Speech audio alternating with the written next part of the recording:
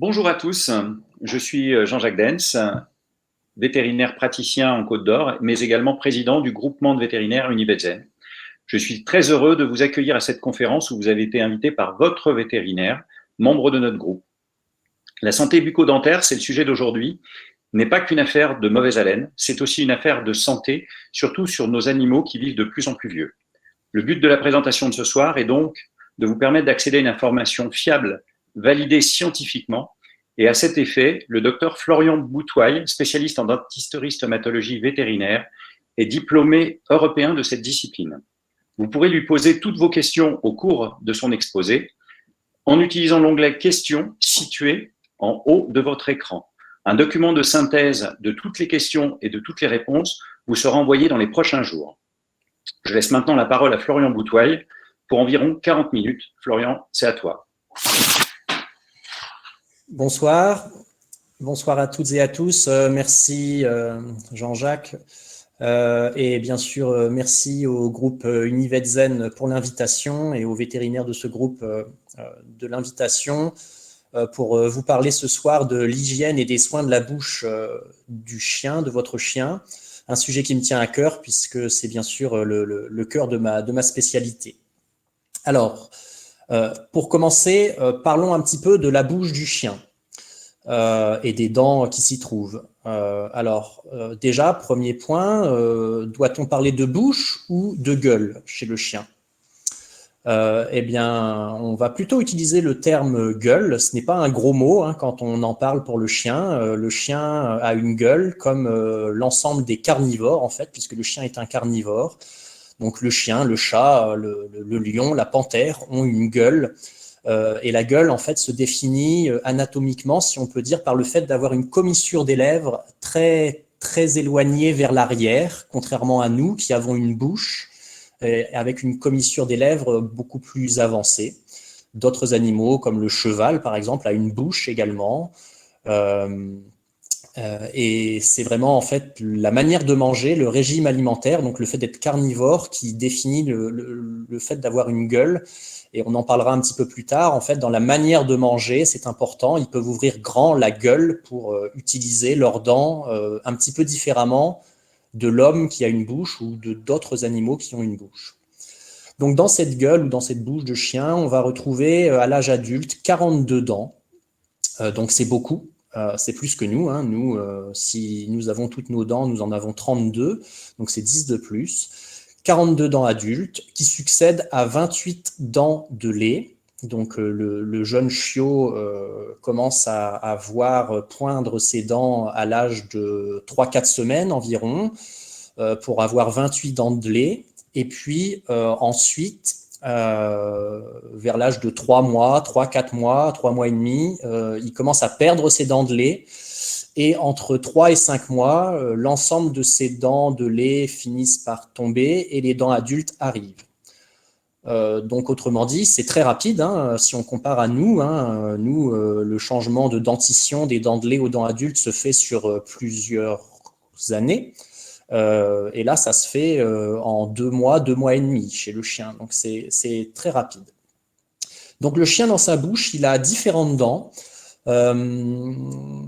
comme nous, bien sûr, des incisives, des canines, des prémolaires et des molaires, mais des dents vraiment avec des formes très différentes les unes des autres. Et si elles ont des formes si différentes, c'est parce qu'elles ont ce qu'on appelle des fonctions différentes dans le régime alimentaire d'un carnivore. Qui normalement à la base est un chasseur, chasse une proie et mange une proie.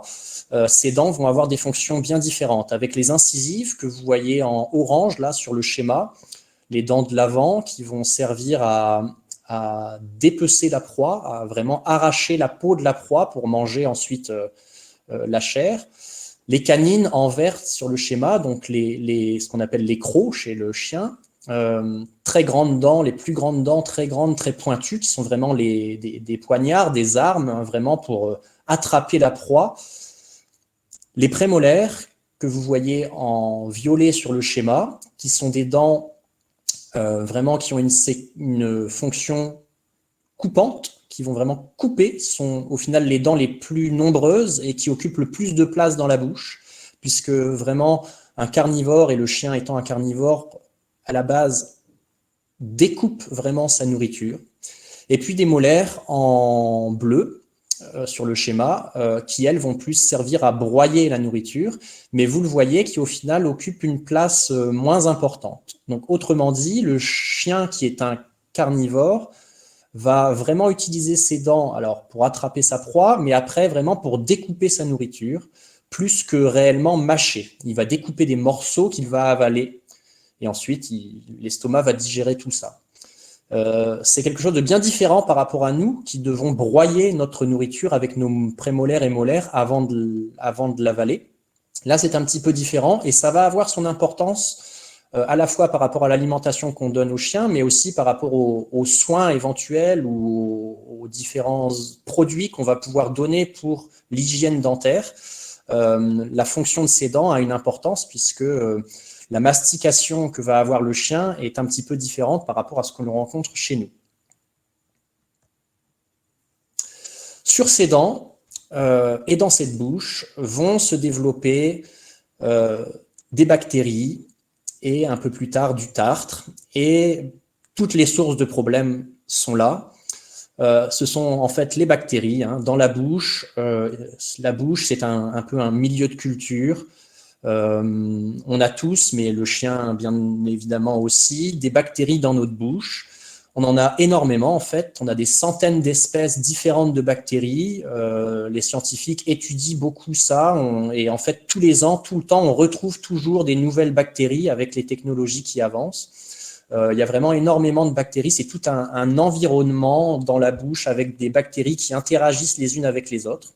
Et particulièrement à la surface des dents, les bactéries vont s'organiser, se développer à la surface des dents du chien, à la surface de nos dents également. C'est tout animal, tout être qui possède des dents va avoir à la surface des dents des bactéries qui vont s'y développer sous la forme de ce qu'on appelle la plaque dentaire.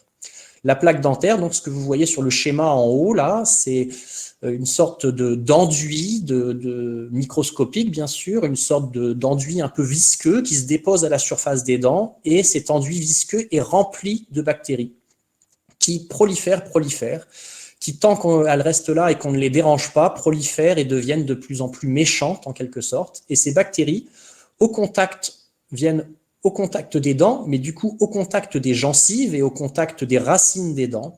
Et ça va venir petit à petit irriter les gencives et potentiellement aussi abîmer les dents. Et c'est ça qui va être donc la source de problème. Le tartre, lui, c'est la calcification de cette plaque dentaire. Donc, autrement dit, le tartre, c'est du calcaire qui vient se déposer. Dans cet enduit rempli de bactéries dont je viens de vous parler, la plaque dentaire, des petits morceaux, si on peut dire, de calcaire vont se développer et c'est ce qui va être le tartre qui va s'accrocher à la surface des dents. Donc, le tartre, c'est évidemment la partie visible, c'est ce qu'on voit tous potentiellement sur les dents de notre chien, ce qui apparaît marron, qui apparaît rugueux, qui est très visible parce que ce n'est pas blanc. Mais en fait, à la base, c'est pas lui le vrai responsable des problèmes, ce sont vraiment les bactéries de la plaque dentaire qui ensuite devient du tartre. Donc le tartre est une preuve qu'il y a de la plaque dentaire, mais il n'est pas forcément directement responsable des problèmes. Ce sont plus les bactéries de la plaque dentaire qui vraiment sont les malfaiteurs un peu, si on peut dire, là, dans la bouche. Et ces bactéries et ce tartre vont donc provoquer des maladies. Au premier rang de ces maladies, on va avoir ce qu'on appelle la maladie parodontale, qui correspond en fait à l'agression des gencives, à leur inflammation, le fait qu'elles deviennent rouges, douloureuses, et puis un peu plus tard, le fait que ces problèmes, ces bactéries persistent, cette maladie parodontale continue de se développer et on aboutit au déchaussement des dents, qu'on appelle la parodontite, parce qu'on n'a rien fait pour éliminer cette plaque dentaire et ce tartre. Ces bactéries aussi, chez les humains et chez d'autres animaux, elles vont être responsables de caries, c'est-à-dire qu'il y a des bactéries de cette plaque dentaire spécifique qui vont pouvoir avoir la capacité de faire des trous à la surface des dents et de faire donc ce qu'on appelle des caries. Donc ça fait partie des premier problème chez l'homme, chez l'humain, lié à la mauvaise hygiène buccale, maladie parodontale et des caries. Ces problèmes de caries, on les rencontre très peu chez le chien. Pour différentes raisons. La première des raisons, c'est le pH de la salive du chien est plutôt basique, plus basique que notre salive à nous qui est plus acide. Et donc, ce n'est pas propice au développement des caries et au développement des bactéries qui vont faire des caries. Et l'alimentation, le fait de manger sucré et manger acide va favoriser les caries, vous le savez pour nous. Et les chiens mangent peu sucré normalement, peu acide normalement, donc ça ne favorise pas les caries. Et la flore bactérienne, les bactéries présentes dans leur bouche, présentes à la surface de leurs dents, présentes dans leurs plaques dentaires, ne sont pas des bactéries responsables de caries. Donc, on peut les rencontrer de temps en temps, mais c'est très rare chez le chien. Et quand on les rencontre sur les molaires, les dents du fond, principalement, mais c'est très rare. En revanche, la maladie parodontale que j'ai évoquée en premier, elle est très fréquente chez le chien. On estime, en fonction des études, que cette maladie parodontale touche plus de 3/4 des chiens, plus de 75% des chiens qui ont plus de 4 ans. Donc c'est énorme, et c'est même encore plus que 75% pour les chiens de petite race, les chiens de moins de 5 kilos. Donc les petites races, les petits, par exemple Yorkshire, les petits Chihuahuas, les petits chiens comme ça sont encore plus touchés par cette maladie liée à la plaque dentaire. Donc c'est quelque chose de vraiment très fréquent et qu'il faut vraiment prendre en considération. Évidemment, le chien, lui, n'exprime pas, ne parle pas, ne veut pas vous dire qu'il ressent des douleurs au niveau de la bouche, qu'il a mal aux gencives ou autre. Et donc ça, pour le savoir, forcément, il faut regarder déjà un petit peu dans la bouche du chien. Et puis, bien sûr, au moindre doute, consulter votre vétérinaire pour voir si la maladie parodontale n'est pas en train de trop se développer dans la bouche de votre chien. Cette maladie parodontale, donc, elle a différentes conséquences, elle a plein de conséquences, en fait, potentielles. La première de ces conséquences, c'est la mauvaise haleine. Ça, évidemment, on peut tous le sentir. Cette mauvaise haleine, en fait, elle est due, encore une fois, aux bactéries dont je viens de vous parler. Les bactéries de la plaque dentaire qui se sont déposées à la surface des dents du chien, au bout d'un moment, elles vont produire des gaz, et des gaz malodorants, et ce sont ces gaz qui sont responsables de la mauvaise haleine. Et il faut savoir que quand un chien a mauvaise haleine, 9 fois sur 10, c'est lié à un problème bucco-dentaire, c'est lié à un problème de dents ou de bouche. Souvent, moi, on me pose la question en consultation, le chien a mauvaise haleine, est-ce que ça peut pas être dû à autre chose? Est-ce que ça peut pas être un problème d'estomac, un problème respiratoire, un problème autre, quoi, de santé, la mauvaise haleine? C'est 9 fois sur 10, c'est lié à un problème bucco-dentaire. Donc, je dirais, il ne faut pas trop chercher midi à 14 heures. Quand le chien a mauvaise haleine, c'est que ça vient de son problème de dents. L'autre conséquence donc, de la maladie parodontale, j'en ai déjà parlé, de ce développement de plaques dentaires, ça va être la gingivite, l'inflammation des gencives. Les gencives qui deviennent rouges, qui deviennent douloureuses, qui peuvent même saigner quand ça devient important. Donc, c'est l'agression directe des bactéries à la surface des dents vers la gencive. Ça, c'est une phase qu'on qualifie encore de réversible, c'est-à-dire que si on prend les choses en main, par de l'hygiène, on va en parler beaucoup plus juste après, et des soins éventuels si nécessaire par le vétérinaire, cette gingivite, elle est généralement réversible, c'est-à-dire qu'on va pouvoir revenir en arrière, on va pouvoir revenir à une bonne santé bucco-dentaire. Donc, la gingivite, là, le début de gingivite, c'est la deuxième photo en partant du haut, là, que vous voyez, c'est-à-dire que le chien commence à... La première photo que vous voyez, donc le chien a des dents parfaites et en très bonne santé. La deuxième photo, il commence à avoir du tartre un petit peu qui s'accumule au moins sur sa canine, sur son croc, et puis sur la carnassière, la grosse dent plus au fond. Et on voit la gencive qui commence un petit peu à gonfler et à rougir. En fait, elle est enflammée, la gencive, à cause des bactéries. Si on nettoie ça, par le vétérinaire et par des soins d'hygiène, on va réussir à revenir en arrière et éliminer cette gingivite. Donc c'est très bien de le faire et c'est très important pour surtout éviter d'arriver au stade suivant. Le stade suivant, c'est la parodontite, autrement dit les dents qui se déchaussent. Donc c'est la troisième photo là que vous voyez. Donc le chien est plus entartré. On voit la gencive au niveau de son croc qui s'est rétractée, c'est-à-dire qu'on commence à voir la racine du croc, et puis les dents un petit peu plus en arrière, pareil, on voit la gencive qui se rétracte.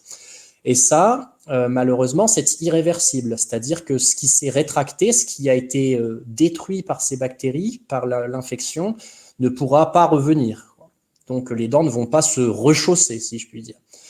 Donc il y a des soins, bien sûr, vétérinaires qui sont nécessaires, mais des soins d'hygiène pour éviter que ça se dégrade. Et puis, ça aurait été super de faire des soins avant pour qu'on n'en arrive pas là.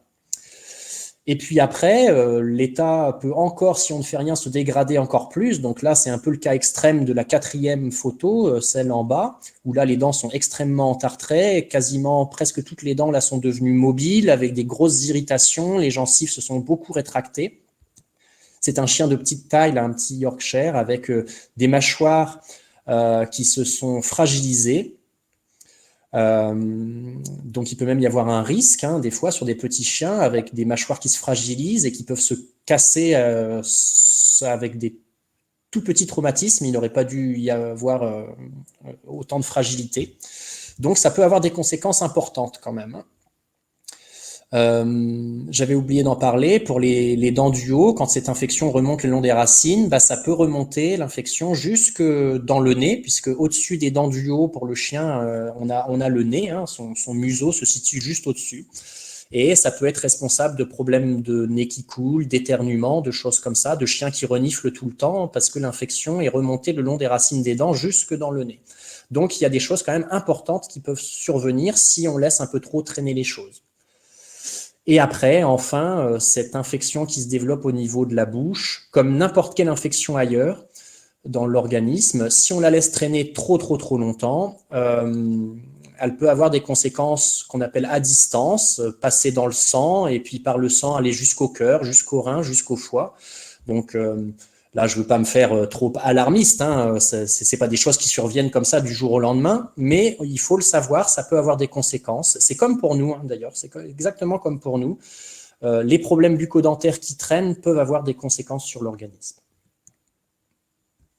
Donc, comme vous l'avez compris, je l'ai déjà évoqué, la prévention de tout ça va être essentielle. Ça va être beaucoup plus facile d'éviter les problèmes plutôt qu'une fois qu'ils sont installés, de les régler. Donc, vaut mieux toujours prévenir que guérir. Et au niveau des dents, des problèmes bucco-dentaires, c'est on ne peut plus vrai. La prévention est essentielle, c'est-à-dire l'hygiène. L'hygiène, là, ça peut toujours prêter à sourire quand on le dit comme ça à brûle-pourpoint, mais la meilleure hygiène pour les dents du chien, c'est le brossage dentaire. C'est la même chose que pour nous. C'est la même chose que pour nous. Nous, on se brosse les dents. Normalement, on se brosse les dents même plusieurs fois par jour pour avoir une bonne hygiène. Et ben, le chien, ce sera pareil. Il va falloir brosser les dents régulièrement pour avoir une certaine efficacité et éviter le développement de ces bactéries dont je vous ai parlé. On estime qu'il faut, pour avoir vraiment une efficacité du brossage, une bonne efficacité du brossage, brosser les dents 3 fois par semaine pour être efficace. Donc, très clairement, ce que je vous dis là, c'est quand même pas facile, c'est pas aisé, c'est quand même une certaine contrainte à faire et une habitude à prendre, on va en parler après, mais encore une fois, c'est la référence, c'est ce qu'il va y avoir de plus efficace. Pour cela, il faut utiliser un gel, un dentifrice, on va dire, un gel dentaire vétérinaire spécifique pour le chien, et pas utiliser les dentifrices qu'on utilise pour nous, parce que nos dentifrices qu'on utilise pour nous ne vont pas être adaptés. Vous connaissez tous, bien sûr, les dentifrices pour nous. La plupart sont un goût plutôt menthe, et ils moussent. Il y a des agents moussants dedans. Quand on brosse nos dents, ça mousse et ça a une sensation en fait plutôt agréable. Le but, c'est que le brossage soit agréable avec une sensation de fraîcheur. Et en fait, ça, chez le chien, pour le chien, c'est totalement désagréable. En fait, si vous mettez et commencez à brosser quelque chose qui mousse dans sa bouche et qui a le goût de menthol, là, pour lui, c'est un peu vraiment très désagréable et vous ne lui ferez pas 2 fois. Hein. Donc, il y a des gels adaptés. Demandez à votre vétérinaire, il saura vous conseiller pour cela. Et ce brossage, donc, il faut qu'il soit fait régulièrement avec un gel spécifique qui va avoir un goût spécifique agréable pour le chien. Et il faut l'habituer à ça. Et pour cela, n'oubliez pas à chaque fois, après chaque brossage, de le récompenser. Alors ça peut être une récompense, ça peut être une petite friandise. Hein. C'est pas grave, on vient de lui brosser les dents, c'est pas très grave de lui donner une petite friandise après. Ce qui est important, c'est de lui nettoyer les dents régulièrement. Hein. La friandise, elle peut être donnée juste après. Pour qu'il soit vraiment habitué, qu'il associe ça à le brossage à un moment agréable. Après, bien sûr, c'est pas toujours aisé hein, de brosser les dents de son chien. On va aller plus dans le détail après. Mais en tout cas, c'est le meilleur des soins que l'on puisse apporter.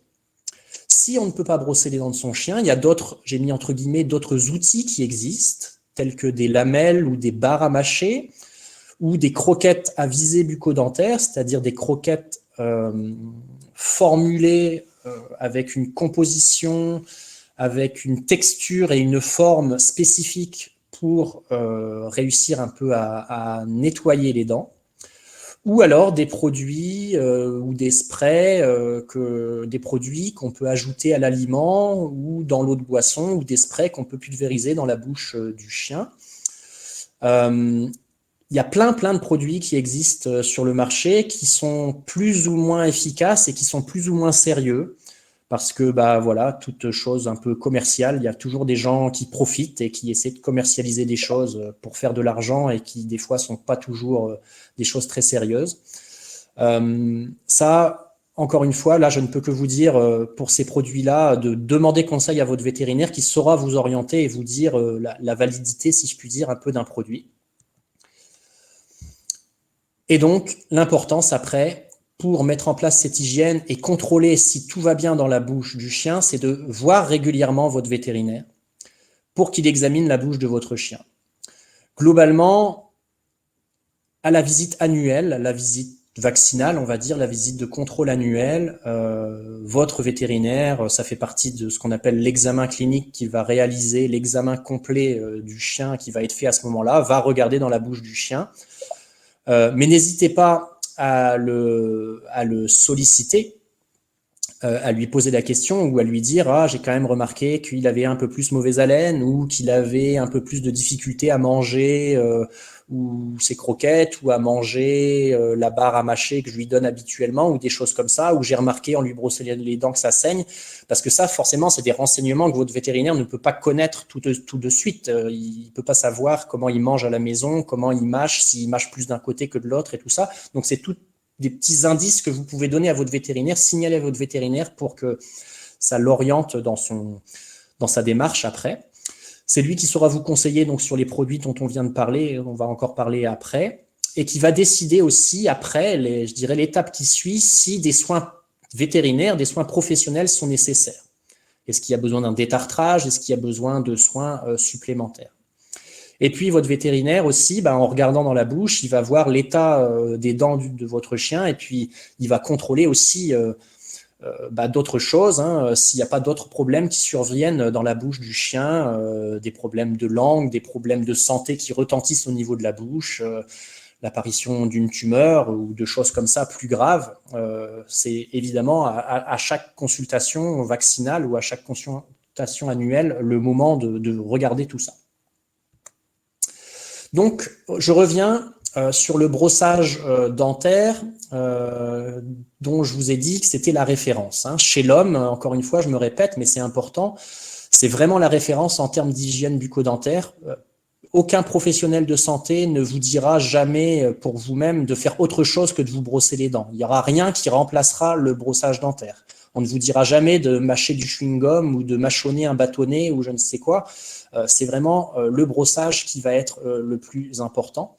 Pourquoi? Parce qu'en fait, avec la brosse à dents, avec les petits poils de la brosse à dents, on va réussir à désorganiser, à casser la plaque dentaire qui s'est accumulée sur les dents. Donc, je vous ai dit tout à l'heure, il y a un enduit de bactéries qui vient, un enduit un peu gluant qui vient se mettre à la surface des dents et qui vient même pénétrer sous la gencive. Et en fait, cet enduit un peu gluant, collant, rempli de bactéries, le seul moyen de l'enlever, c'est mécanique, c'est les poils de la brosse qui vont frotter dessus, qui vont pouvoir l'enlever. Et pour bien l'enlever et avoir une bonne efficacité, nous, on nous conseille de nous brosser les dents 2 à 3 fois par jour. Et en faisant ça, on sait qu'on arrive à réduire de 70% la plaque dentaire qui s'accumule sur nos dents. Donc déjà, vous voyez, on n'arrive pas à tout enlever. Chez le chien, on sait qu'en lui brossant les dents 3 fois par semaine, on arrive à maintenir des gencives saines. Ça, il y a des études qui nous ont montré que les chiens qui sont suivis sur du long terme, à qui on brosse les dents 3 fois par semaine, les gencives restent en proportion plus saines. On sait aussi qu'un chien, si on lui brosse les dents quotidiennement, on arrive à enlever la gingivite si elle est présente. C'est-à-dire qu'on arrive à passer de la gingivite aux gencives saines en brossant tous les jours. Encore une fois, c'est pas facile. C'est pas facile de brosser les dents du chien, il faut l'habituer. Et donc pour ça, il faut l'habituer dès le plus jeune âge, dès le début, même quand il n'a pas de problème de dents, qu'il est tout chiot, qu'on commence les différents apprentissages du chien, et on commence à l'habituer au brossage. Ce sera d'autant plus facile de lui brosser les dents et ça servira à prévenir et pour plus tard, quand il sera plus âgé, que les problèmes peuvent arriver. Donc là, vous avez des petites photos sur le côté. Il faut toujours commencer à habituer le chien en lui prenant la tête, lui caresser la tête, lui relever les babines, lui toucher les dents avec le doigt, pour l'habituer à la manipulation de sa bouche. Et ça, il y a des chiens qui vont se laisser faire tout de suite, et il y a des chiens, rien que faire ça, ça va être compliqué. Et il va falloir plus d'efforts pour eux. Ensuite, petit à petit, jour après jour, après ça, une fois qu'on l'a manipulé, qu'on lui a touché les dents, on lui donne une récompense. Et après, l'étape d'après, on va mettre le gel qu'on va utiliser, on va le mettre sur son doigt et on va venir lui frotter les dents avec le doigt et le gel pour l'habituer au goût du gel, pour l'habituer à lui mettre quelque chose sur les gencives. Et une petite récompense après. Et une fois que le chien est bien habitué à ça, on va pouvoir commencer à utiliser la brosse à dents. Si vous commencez direct avec la brosse à dents, un peu bille en tête comme ça, les petits poils, ça va lui faire bizarre, ça va lui agresser sa gencive, il ne va pas aimer et vous allez brusquer le chien et ça va être de plus en plus compliqué les fois d'après de reprendre ça. Donc il faut y aller vraiment étape par étape. Et donc, quand le chien commence à se laisser faire, on y va avec la brosse à dents. Alors, on commence par les dents de devant. C'est la deuxième photo que vous voyez, les incisives. Et on essaie, vous voyez avec la flèche jaune, de faire des mouvements du haut vers le bas. Généralement, on dit de la gencive vers la dent pour essayer de chasser donc ces bactéries. Les bactéries, bien sûr, vous ne les voyez pas, c'est invisible, mais de chasser les bactéries de la gencive vers les dents, quoi. Donc, on essaie de brosser comme ça, des petits mouvements de va-et-vient de haut en bas, comme ça. Pour troisième photo que vous voyez, pour les prémolaires, pareil, dans l'idéal, des petits mouvements de la gencive vers les dents, mais c'est un endroit plus difficile parce qu'il faut lui ouvrir la gueule. Et donc, c'est pas évident forcément de faire ces mouvements de haut en bas.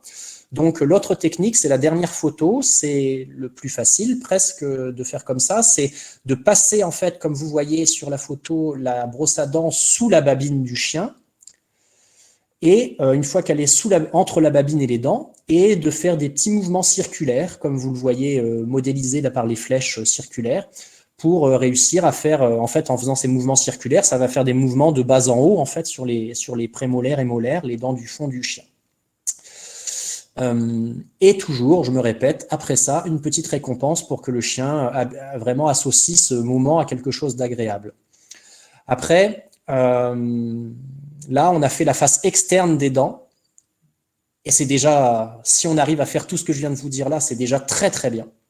Et si votre chien est vraiment, vraiment docile, vous pouvez essayer de faire la face interne des dents, mais c'est plus compliqué. Quand je dis la face interne, c'est la face qui se situe vers la langue, hein. Mais là, c'est plus compliqué, bien sûr, parce qu'il faut un peu plus ouvrir la gueule du chien. Ça demande encore plus de manipulation.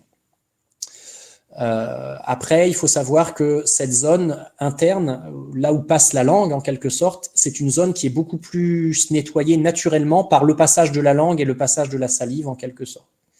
Donc, il faut quand même plus, je dirais, se concentrer sur les faces externes et qui sont les plus faciles à atteindre. Combien de temps pour brosser les dents du chien? On sait que nous, chez l'être humain, on conseille 2 minutes par brossage. Alors le chien, idéalement, ce serait bien aussi 2 minutes par brossage. Honnêtement, 2 minutes, enfin, sauf si le chien est très, très, très docile, 2 minutes, c'est difficile. Donc, honnêtement, c'est le temps que le chien le tolère. Encore une fois, je me répète, mais il ne faut pas que le chien soit brusqué. Si vous rentrez dans la contrainte et que vous brusquez votre chien, ça aura l'effet inverse. Ça fera que vous n'arriverez plus à le faire plus tard. Et ce qui est très important dans le brossage dentaire, encore une fois, c'est la régularité, de le faire souvent, régulièrement. Les autres outils d'hygiène, les croquettes ou les barres à mâcher sont en fait j'appelle ça des outils, façon de parler bien sûr, des produits pour lesquels en fait on va appeler à la mastication naturelle du chien qui va venir croquer, mastiquer des croquettes ou des barres à mâcher. Et par cette action mécanique, comme vous voyez sur le dessin en bas à droite, en fait, les croquettes certaines croquettes sont vraiment, fabriquées pour avoir une texture, faire que, en fait, elles se cassent pas trop vite et qu'elles viennent plus longtemps en contact de la dent et nettoyer la surface de la dent. Pareil pour les barres à mâcher. Et ces produits, en fait, ont une texture et puis une composition qui permet un peu d'éliminer la plaque dentaire et éviter l'accumulation de tartre. Ces produits, il faut être clair dès le début, ils vont être moins efficaces, même beaucoup moins efficaces que brosser les dents. Mais ils vont quand même avoir une efficacité. On estime, d'après les études qui sont faites par les sociétés qui fabriquent ces produits, qui ont fait des études, qu'on arrive à réduire l'accumulation de plaques dentaires de l'ordre de 25% environ, entre 20 et 30%. Je vous ai dit tout à l'heure, avec le brossage, un brossage bien fait, on arrive à 70% de réduction. Donc, évidemment, le score, il est moins bon, c'est moins efficace que de brosser les dents, mais c'est pas quand même dénué d'efficacité. Après, ce qui est important à comprendre, c'est que pour que ce soit efficace, il faut que ce soit, entre guillemets, mâché. Il faut que le chien, il exerce quelque chose, une force avec ses dents sur ces produits-là. Ce que je veux dire par là, c'est que le chien vous lui donnez une barre à mâcher et cling-clong, il l'a croqué en deux, il l'a avalé tout rond, ça n'a pas eu de contact avec ses dents et ça sert à rien sur ses dents. Vous lui avez donné une friandise, point. Pareil, si le chien, les croquettes, il les avale tout rond parce que certains chiens sont comme ça, c'est des aspirateurs, ça n'a pas trop d'efficacité. Donc, d'ailleurs, pour favoriser cette mastication, en quelque sorte, vaut mieux donner des croquettes de grosse taille qui vont obliger le chien un petit peu à les mâcher. Je vous en ai parlé au début, en fait, le chien, il n'a pas trop... Par nature, c'est un carnivore, donc il ne mâche pas beaucoup. Il découpe normalement, un chien sauvage, il découpe des gros morceaux d'une proie qu'il avale tout rond. Donc, c'est pas trop dans sa nature de mâcher, de beaucoup mastiquer. Donc, il faut qu'il prenne cette habitude avec sa barre à mâcher, par exemple, comme vous voyez sur la photo, là, le chien qui prend entre ses dents la barre à mâcher et il passe plusieurs minutes dessus. Ça, c'est bien, ça va avoir un effet. S'il ne passe pas plusieurs secondes, minutes dessus, ça n'a pas d'intérêt. Après, vous allez avoir plusieurs autres produits qu'on peut ajouter dans l'eau ou mettre sur l'aliment. Alors, ces produits, c'est pareil, ils vont avoir une certaine efficacité, mais qui, pareil, va être encore un peu moindre parce que, en fait, le temps de contact avec les dents va être moins important. Donc, le temps de contact avec les bactéries, la plaque dentaire qui se dépose sur les dents va être moins important. Donc, ils ont plus un effet de rinçage, de nettoyage par rinçage de la bouche. Et puis, bien sûr, ce sont des produits qui sont avalés. Alors, il y en a différentes marques. Je ne vais pas faire un catalogue de marques ici. Encore une fois, ça voyait avec votre vétérinaire. Ils ont des couleurs bleues, vertes. La couleur, j'aurais tendance à vous dire peu importe. La couleur, c'est plus un peu du marketing qu'autre chose. Il faut juste voir que ces produits vont être vite avalés, donc vont avoir moins d'effet que, encore une fois, le brossage qui est fait pendant un certain temps.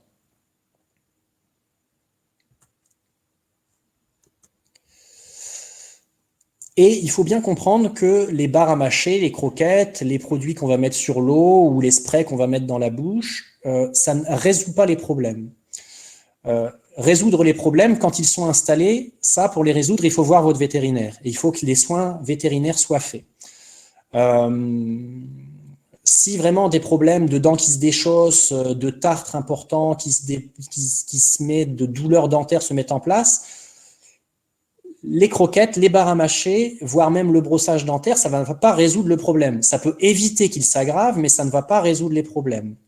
Donc moi, j'ai souvent des gens qui me disent, moi je vois que des animaux qui ont des problèmes de dents, parce que c'est ma spécialité, qui me disent, mais pourtant mon chien, je l'ai toujours nourri avec des croquettes et il a des problèmes de dents.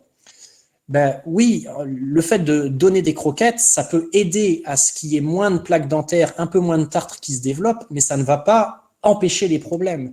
Nous, par exemple, un être humain, normalement, nous, on se brosse les dents régulièrement, très souvent, et pourtant, on a des problèmes de dents et on va chez le dentiste régulièrement pour résoudre nos problèmes de dents. Donc, il ne faut pas s'attendre à une résolution de problèmes par ces produits-là. Ça peut juste aider et ralentir le développement des problèmes. Ensuite, vous avez d'autres habitudes qui peuvent exister, qui consistent à donner des choses très dures au chien, vraiment dans l'idée que le chien ronge des os et pour revenir à son instinct de chien, il faut lui donner des os ou des choses très dures à ronger. Donc là, je dis attention, méfiance. Je vois régulièrement des chiens qui se cassent les dents sur des choses dures, sur des os, sur des bois de serre, par exemple. C'est relativement à la mode en ce moment, les bois de serre, sur des jouets en plastique très durs. Attention, les choses très dures comme ça, sur des chiens un peu fougueux, je dirais, les chiens peuvent se casser les dents dessus et donc s'ils se cassent les dents, ça génère de la douleur et potentiellement de l'infection. Donc attention. Dans la nature, un chien, ça ne mange pas d'os. Un chien sauvage, il attrape une proie et il mange la chair autour des os. Et il ne mange pas les os, il laisse la carcasse après. Donc lui donner un os, si vous voulez, c'est pas vraiment en fait dans sa nature de manger un os. Donc déjà, ça peut abîmer les dents. Et puis après, là, c'est pas le sujet aujourd'hui, mais s'il avale l'os entier, ça peut lui provoquer des graves problèmes digestifs. Donc méfiance avec ça. Donc attention aux choses très dures qui peuvent casser les dents. Je vais pas vous dire qu'il faut totalement les bannir, parce que je vais vous dire ça va dépendre du caractère du chien. Il y a des chiens qui sont plutôt, qui vont plutôt doucement, qui rognent ces choses-là doucement. Bon, là, ça va aller, peu de risque de se casser les dents. Sur des chiens un peu fougueux, ils peuvent se casser les dents et il vaut mieux éviter. Attention à tout ce qui est cordes. Les chiens, en s'énervant vraiment sur les cordes, ça peut vraiment être un peu rugueux. Alors, ils vont pas se casser les dents sur les cordes. Par contre, ils peuvent vraiment s'abîmer des fois les gencives, se lacérer les gencives. Donc, méfiance. Alors, il y a des chiens très habitués qui ont vraiment leur corde, c'est leur jeu. Je comprends. Moi-même, je vous avoue, mon chien joue avec une corde. Mais ce que je veux dire par là, c'est méfiance, de pas que ça devienne pas, qu'il s'acharne pas dessus. Il faut pas tirer dessus, il faut pas abîmer les gencives. Je fais une remarque aussi ici sur les balles de tennis. Là, les balles de tennis, évitez les balles de tennis parce que les balles de tennis, le chien qui joue beaucoup avec une balle de tennis, le feutre jaune autour de la balle de tennis va accumuler de la terre, du sable, et en fait, au bout d'un moment, cette balle de tennis, ça va vraiment devenir du papier de verre et ça va user les dents. Ça, c'est la photo en bas à droite que vous voyez. Ça, c'est un chien qui joue beaucoup avec des balles de tennis. Et en fait, il s'use énormément les dents avec une balle de tennis parce que ça accumule trop de terre et donc de sable, et ça devient très abrasif en fait. Donc préférez tout bêtement des balles en caoutchouc. Si le chien adore jouer avec la balle, vous le faites jouer avec une balle en caoutchouc qui ne va pas accumuler la terre et tout ça. Ce sera moins nocif et moins agressif, moins abrasif pour ses dents. Attention à d'autres produits tels que tout ce qu'on va appeler peau de buffle, oreille de cochon, museau de cochon, toutes ces choses-là qu'on peut trouver dans le commerce. Alors c'est très odorant, les chiens souvent aiment beaucoup, le mâchouillent beaucoup, donc c'est vrai que ça les fait mastiquer en soi, ça c'est pas mal.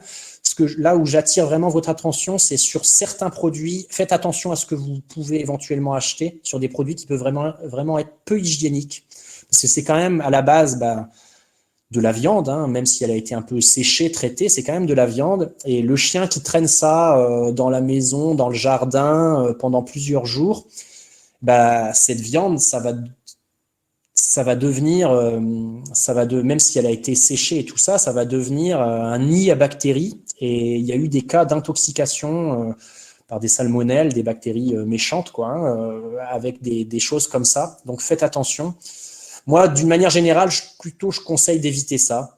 Après, si vous voulez en donner, en tout cas, faut que ça traîne pas plus d'une journée, S'il n'a pas fini de le manger, il faut le jeter, parce que c'est comme si, imaginez-vous, une rondelle de saucisson que vous laissez traîner pendant des jours et qu'après vous n'allez pas remettre ça dans votre bouche, Attention à ces produits-là aussi, qui peuvent être très riches en calories. Donc pour les chiens qui ont tendance qui sont en régime, ou des chiens qui ont des problèmes de santé. Attention à ça. Donc, encore une fois, demandez à votre vétérinaire qui vous conseillera sur les choses que vous pouvez donner ou pas à votre chien. Et enfin, la dernière chose, bien sûr, c'est les soins par le vétérinaire. Comme je vous ai dit, l'hygiène est primordiale, mais ne prévient pas tous les problèmes. Donc, malheureusement, sans doute, votre chien, qui plus est s'il est de petite race, parce que c'est souvent les chiens de petite race qui présentent des problèmes dentaires, aura certainement un jour ou l'autre à faire des soins à avoir des soins par le vétérinaire. Donc ça, c'est vraiment votre vétérinaire au contrôle régulier lors de la visite annuelle qui va juger si ces soins sont nécessaires ou pas. Et à vous de vous alerter aussi si vous trouvez que votre chien a mauvaise haleine. C'est le premier des signes. Vous habituez, comme je l'ai évoqué, à aller regarder dans la bouche du chien, parce que c'est pas évident, on ne voit pas ce qui se passe dans la bouche du chien, il nous montre pas sa bouche comme ça tout seul, donc l'habituer à être manipulé, l'habituer à aller regarder, est-ce qu'il a beaucoup de tartre, ça vous pouvez le voir, est-ce que vous avez l'impression que ses gencives sont rouges ou pas. Bien sûr, s'il présente des difficultés pour manger, là c'est un signe d'alerte, il faut pas traîner à aller voir votre vétérinaire pour contrôler ça. Et ensuite, votre vétérinaire, lui, il va réaliser un examen complet de la bouche du chien. Et il faut être conscient que votre vétérinaire, souvent, pour réaliser l'examen complet de la bouche, ça va souvent devoir être fait sous anesthésie générale. Parce que, je reprends toujours l'exemple la comparaison par rapport à nous. Nous, on va chez le dentiste, on est stoïque, on n'aime pas ça, on s'assoit dans le fauteuil chez le dentiste, on ouvre grand la bouche et on le laisse regarder. Et le dentiste, vous connaissez tout ça, c'est désagréable, il prend des instruments et avec ces instruments, il appuie sur les dents, il va regarder les dents une par une. Et ça, pour faire ça au chien, évidemment, sauf s'il est extrêmement docile, mais pour faire ça au chien, le vétérinaire, il va falloir que le chien soit endormi. Donc c'est sous anesthésie que le vétérinaire va pouvoir bien voir tout ce qui se passe. La deuxième photo, là, avec la photo du milieu, donc avec un instrument qu'on appelle une sonde, il va venir regarder sous la gencive ce qui se passe, est-ce qu'il y a du tartre en dessous, est-ce qu'il y a de l'infection qui est remontée le long de la racine. Il va appuyer sur toutes les dents comme le dentiste le fait pour nous, mais ça, il le fera sous anesthésie. Et ensuite, c'est là qu'il pourra vraiment faire ce qu'on appelle les diagnostics. Et ensuite, il pourra décider ce qu'il y a à faire, détartrer les dents certainement, les polir. Est-ce qu'il y a des racines à aller gratter, ce qu'on appelle cureter? Est-ce qu'il y a des dents à enlever?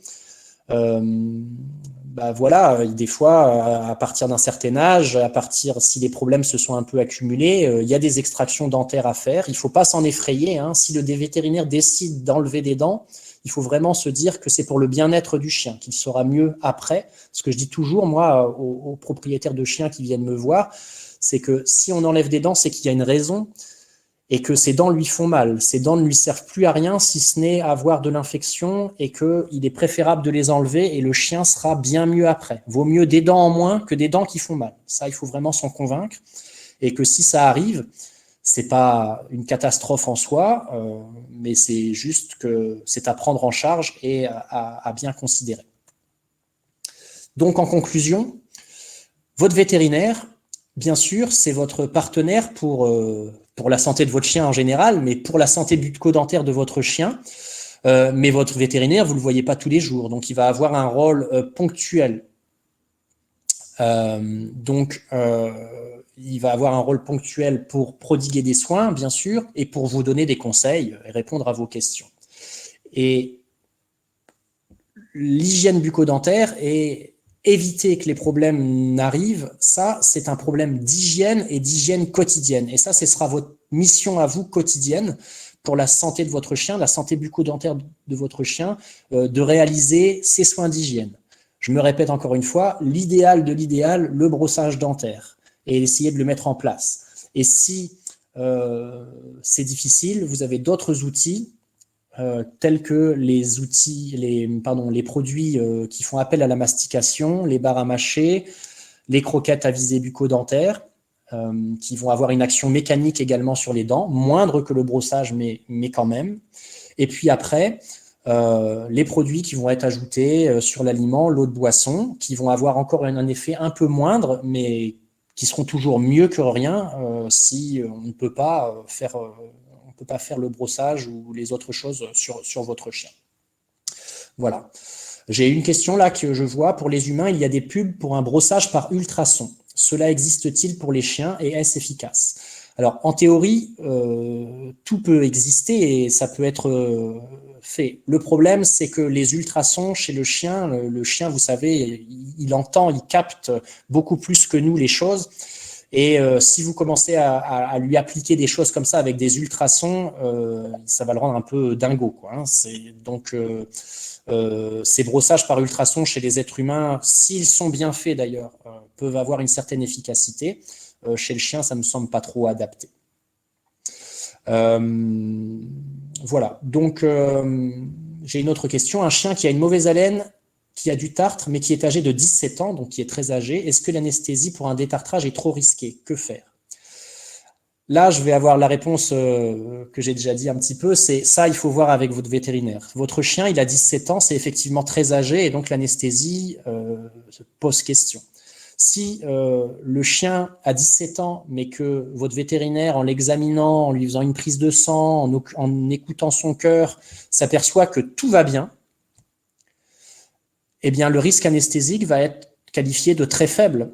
Et si votre chien a vraiment des problèmes dentaires, il y a tout bénéfice à lui faire, les soins dentaires sous anesthésie. En revanche, si le chien a 17 ans et a vraiment des problèmes de santé liés à son âge qui font que l'anesthésie est à risque, bah là, il y a vraiment ce qu'on appelle une balance bénéfice-risque à considérer et à discuter avec le vétérinaire. Ça, c'est sûr. J'ai une question. Le brossage est-il utile aussi pour les chats? Donc, je n'ai pas trop parlé du chat, même pas du tout parlé du chat là aujourd'hui parce qu'on voulait parler du chien. Mais la réponse est oui. La réponse est exactement le même principe pour le chat. Les bactéries vont se déposer sur les dents et le meilleur moyen d'enlever ces bactéries, c'est le brossage dentaire. Le brossage dentaire chez le chat, il est encore plus compliqué que chez le chien. Mais si on peut le faire, si on arrive à habituer le chat, c'est le meilleur des soins d'hygiène bucco-dentaire que vous puissiez faire. Voilà, je vous remercie pour votre attention. Je vois encore des questions qui défilent. On vous fera parvenir par email les réponses à ces questions.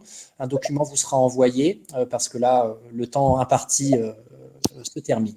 En tout cas, je vous remercie. C'était un plaisir pour moi de partager cette conférence avec vous. Eh bien, merci beaucoup Florian. Franchement, bravo pour cette présentation extrêmement claire, extrêmement propre et de rendre accessible ce qui finalement est beaucoup plus compliqué que ce qu'il ne semble. Je reviendrai juste en tant que vétérinaire praticien sur le brossage des dents du chat. Ne vous formalisez pas si vous n'y arrivez pas. C'est pas toujours très facile sur le chat. C'est quand même nettement plus facile sur le chien. Pour information, le replay pour ceux qui veulent ou qui sont arrivés en retard ou qui veulent le revoir tranquillement chez eux, vous allez recevoir un lien dans les minutes qui suivent par mail pour vous permettre de le regarder tranquillement chez vous dans les jours qui viennent. Comme l'a dit Florian, vous allez avoir la réponse à l'intégralité des questions qui ont été posées, plus d'une quarantaine de questions. Et Florian se fera un plaisir d'y répondre par écrit et ce document synthétique vous sera envoyé également par mail dans le suivant. Prochaine webconférence sur la dermatologie, sur les problèmes de peau et de poils, d'ici environ 3 mois. La date n'est pas encore fixée. Et je vous remercie tous, vous êtes venus très nombreux ce soir, d'avoir pris le temps d'assister à tout ça et j'espère que vous en tirerez beaucoup de bénéfices et surtout une relation améliorée avec votre vétérinaire, en particulier pour le sujet très délicat de l'extraction dentaire, comme l'a souligné Florian. C'est vraiment pas du tout par plaisir qu'on les retire, mais par nécessité et que le chien sera beaucoup plus à l'aise avec des dents en moins qu'avec des dents qui lui font mal. Je vous remercie beaucoup, bonne soirée et portez-vous bien. Merci, au revoir.